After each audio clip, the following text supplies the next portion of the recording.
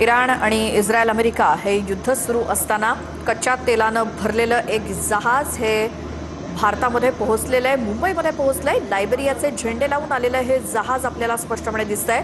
हॉर्मुझच्या सामुद्रधुनीतून जहाज हे भारतामध्ये दाखल झालंय। कितीतरी दिवसांचा प्रवास करून कच्च्या तेलाचं हे जहाज मुंबईमध्ये पोहोचलंय। हॉर्मुझच्या सामुद्रधुनीतून देखील हे जहाज भारतामध्ये दाखल झालंय। इराणच्या हल्ल्यापासून वाचण्यासाठी हे जहाज मुंबईमध्ये पोहोचलेलं आहे। लायबेरियाचे झेंडे लावून आलेलं हे जहाज आहे। इराणच्या हल्ल्यापासून वाचण्यासाठी सिग्नल सिस्टम या जहाजानं बंद ठेवलेली होती काही काळासाठी, आणि ज्या वेळेला भारताच्या जवळपास हे पोहोचलेलं होतं त्यावेळी पुन्हा ते जहाज ट्रॅक झालं होतं।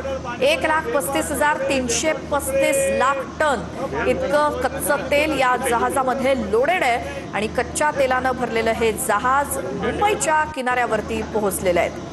इराणच्या हल्ल्यापासून वाचण्यासाठी म्हणून सिग्नलिंग सिस्टीम या जहाजाची बंद ठेवण्यात आलेली होती। कोणताही सिग्नल या जहाजाचा कोणत्याही रेकॉर्डवरती नव्हता, मात्र जसं ते भारताच्या जवळ आलं तसे ते रेकॉर्डवरती दिसलं, त्याचे सिग्नल दिसू लागले आणि कच्च्या तेलाचं जहाज मुंबईमध्ये पोहोचले। सौदी अरेबियापासून निघालेलं हे जहाज मुंबईत पोहोचले, मुंबईच्या किनाऱ्यावरती येऊन पोहोचले। लायबेरियाचे झेंडे लावलेलं शेनलॉंग नावाचं हे जहाज मुंबईमध्ये पोहोचलंय। लाखो टन कच्चं तेल घेऊन मुंबईच्या बंदरावरती सौदी अरेबियाचं जहाज पोहोचलंय। इराणच्या हल्ल्यापासून वाचण्यासाठी फक्त या जहाजाची सिग्नल सिस्टीम बंद ठेवण्यात आलेली होती, आणि हा भाग पार केल्यानंतर, हॉर्मुझच्या सामुद्रधुनीचा भाग पार केल्यानंतर पुन्हा एकदा रेकॉर्डवरती हे जहाज दिसलं, सिग्नल त्याचे मिळाले, आणि त्यानंतर हे जहाज प्रवास करत करत मुंबईच्या किनाऱ्यावरती पोहोचलेलं आहे। सौदी अरेबियापासून निघालेलं कच्चं तेल वाहून नेणारं जहाज मुंबईच्या किनाऱ्यावरती पोहोचलंय। तर सौदी अरेबियातून कच्च्या तेलाचं जहाज मुंबईमध्ये पोहोचलं, हेच ते जहाज आहे जे आपण दृश्यात बघतोय।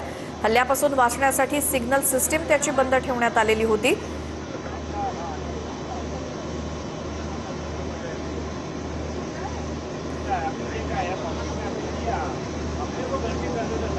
इराणच्या हल्ल्यापासून वाचण्यासाठी सिग्नल सिस्टीम बंद करण्यात आली होती।